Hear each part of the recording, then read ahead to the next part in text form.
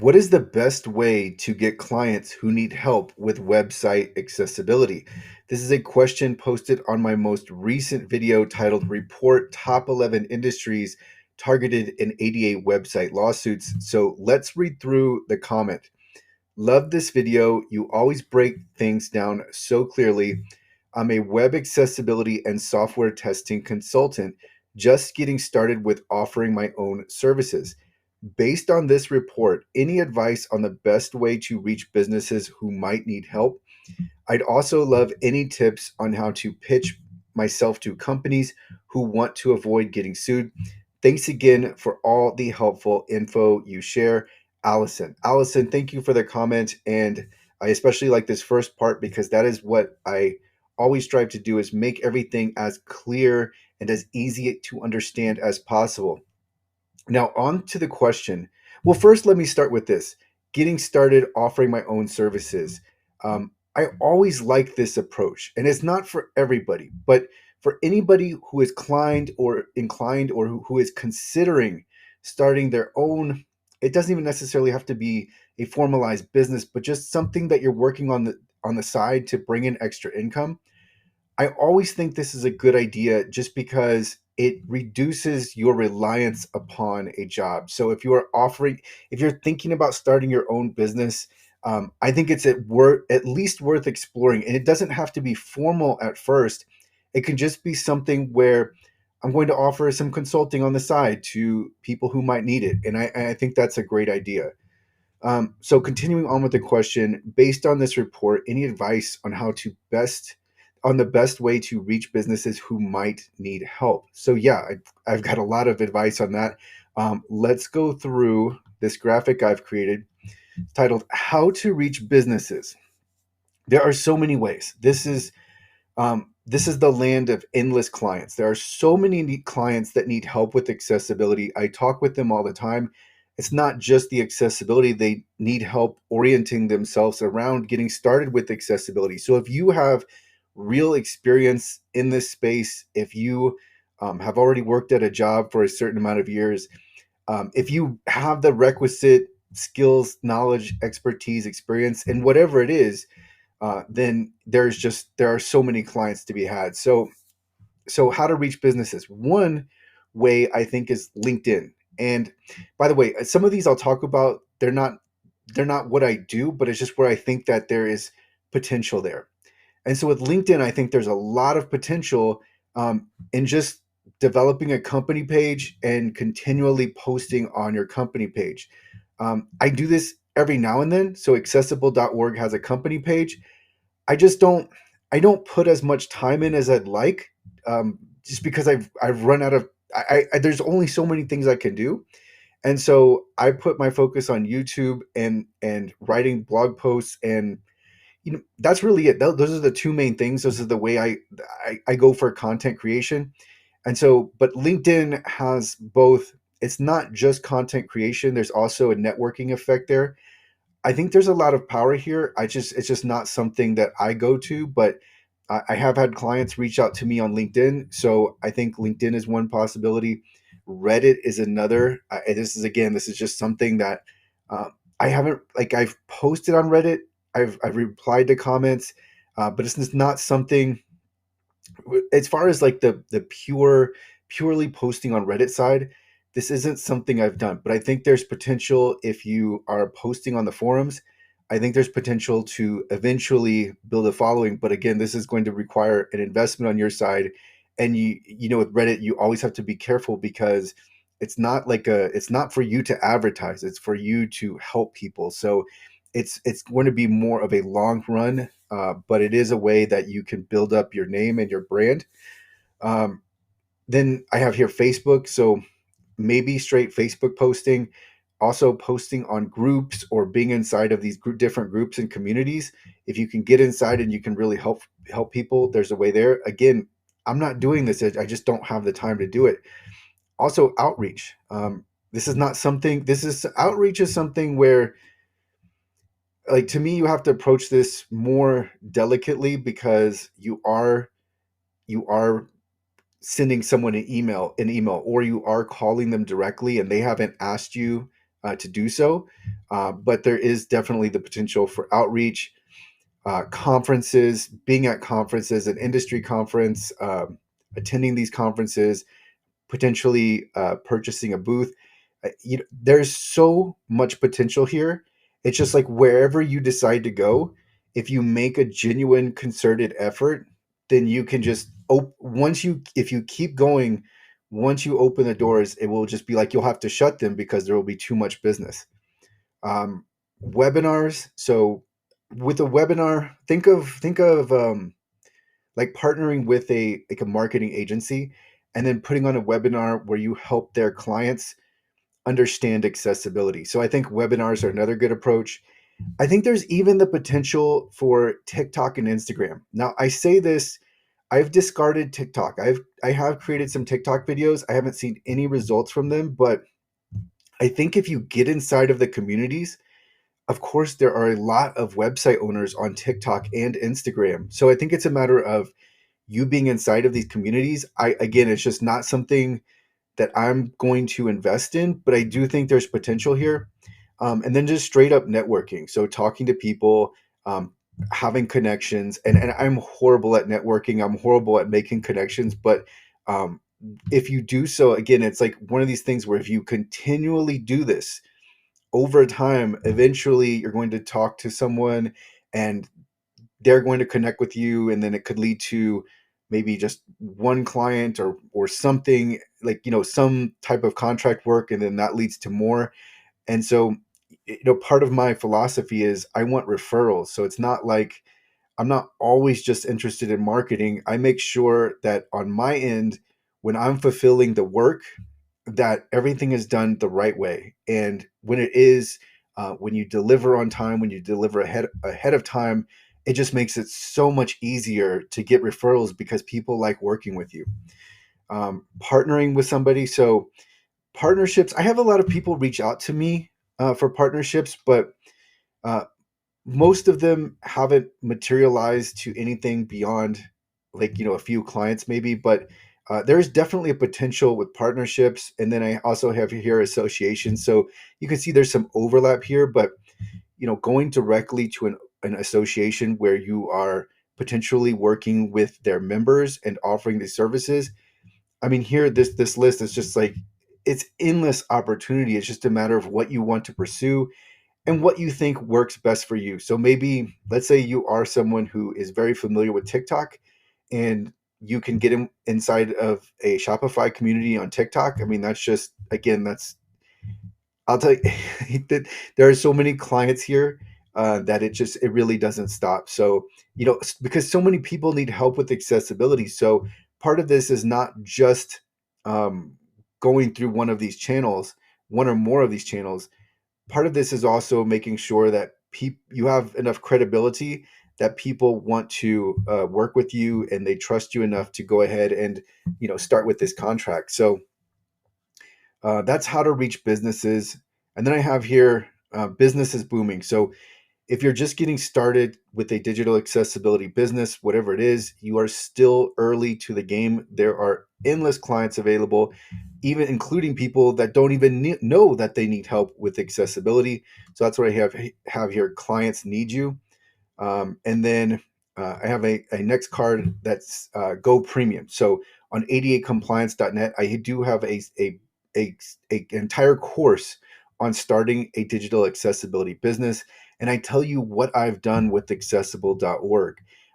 And this course just it gives you my insight, my experience. This course is so valuable. Like it will save you so much time, so much money in getting started, and it will also help you point you in the right direction. But whether or not you go with the course, what I do recommend is that if you are inclined to start your own business, that you do so if you have the requisite experience. Another thing that I tell people that want to start a business is, what are you actually good at? Like, what is it that you want to do? um, Especially if you are the one providing the services. So let's say you are the one providing the consulting, then you need to make sure you're aligned with what you do best. And so going back to this comment, do I even have, yeah, I have it on the screen. Going back to the comment, you said, Allison, you wrote, I'm a web accessibility and software testing consultant. So that's somewhat generalized, but I would just say make sure you are offering clients what you are best at, what you are confident in, what you are experienced with, rather than expanding beyond that, maybe into adjacent areas where you're not as comfortable. Um, and yeah, so that's what I recommend. And I love that you're starting off offering your own services. Best way to reach companies, we went over that. Also, tips on how to pitch myself to companies who want to avoid getting sued. So again, this gets into this partly is outreach. I would just explain, like, look, here's my experience, here's what I've done. Here maybe like a so I was about to say portfolio. Here's my portfolio. So maybe you do have a portfolio that you can provide. And what I do, I don't actually give my client information to anybody, and I don't ask clients for reviews, I don't ask clients for testimonials. I know that this is against, marketing, like the marketing recommendations, the standard recommendations. But I look at it as a different way. The way I approach testimonials and reviews is I don't think a client owes me a review. And so if somebody wants to provide me a review, I always appreciate it, but I don't provide that.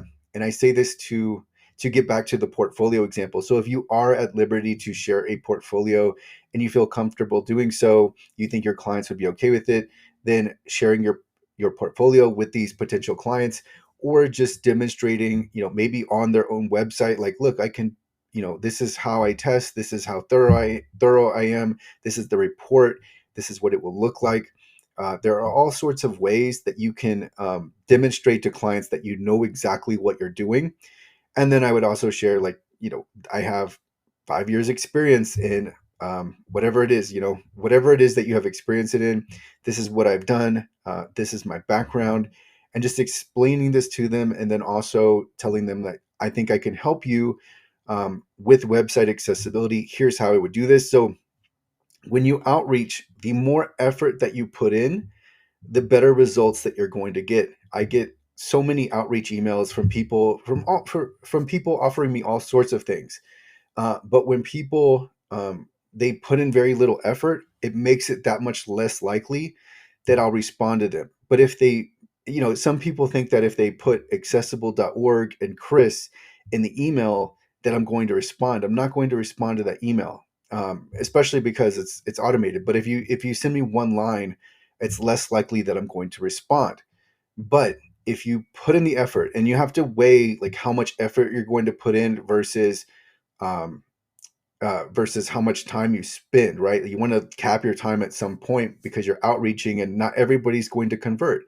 There are going to be some people who are going to be like, no, I don't know who you are, and I don't even know why you're telling me about website accessibility. So it's definitely something where you're going to have to weigh what works best.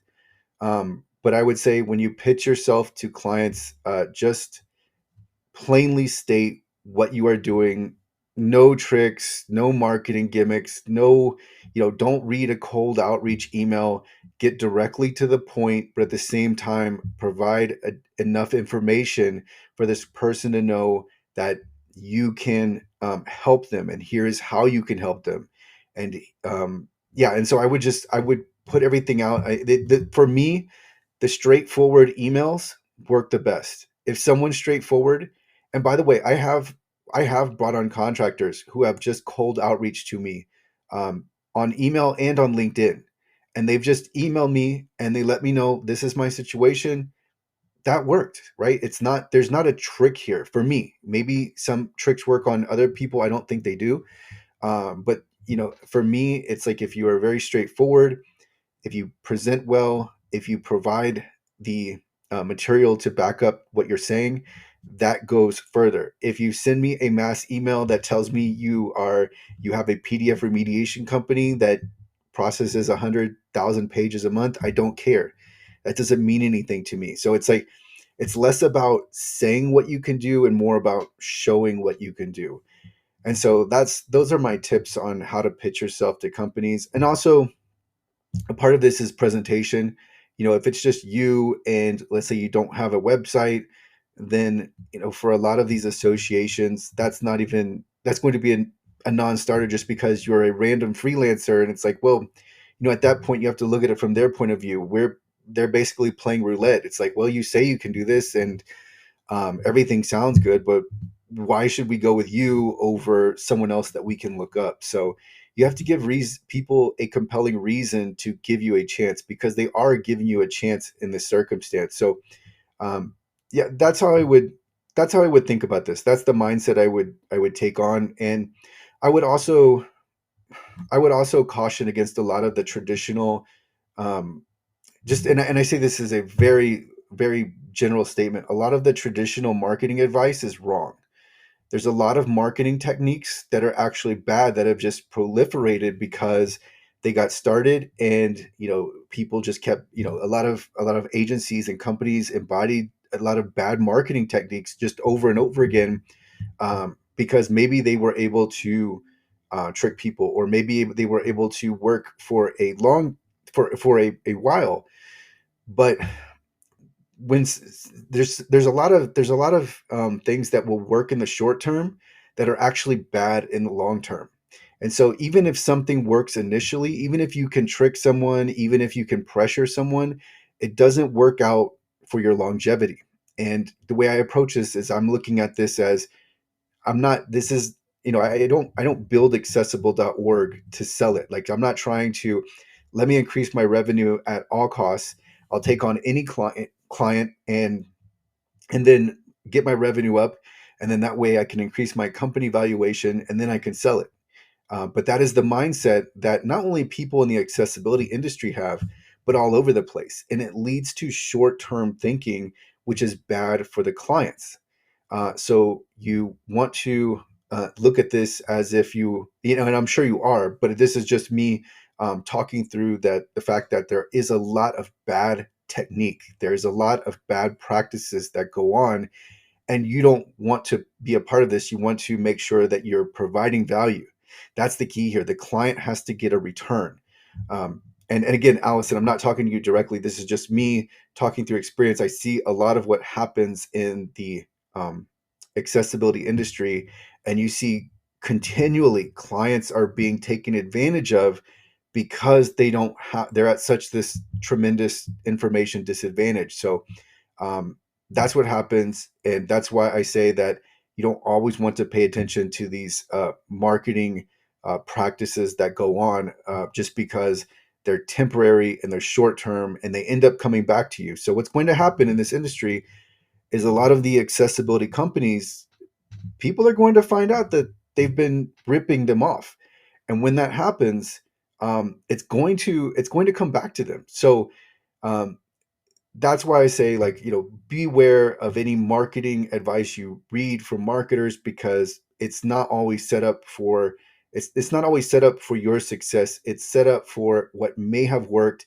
in certain applications, but we're looking at this as a continuum, and a lot of this doesn't change. Like, a lot of the what works is just being straightforward, offering your services, and building yourself up, leveling yourself up, so that you present well to a potential client. And if you present well to a potential client, if you resonate and you connect with that client, then it's going to really help you. And then going back to this graphic where we have all of these different ways to reach businesses. Sometimes, the quickest way is going to be networking. So if you talk to someone, and if you know them, then that's going to be such a quicker path to getting that one initial client that could potentially lead to more.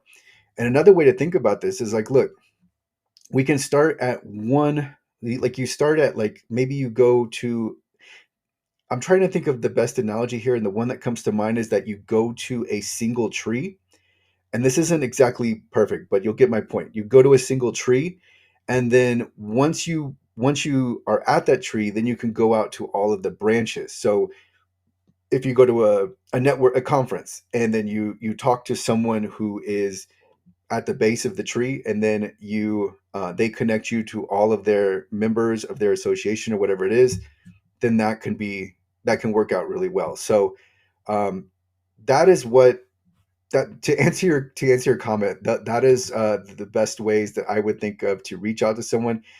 There's so much business in this space.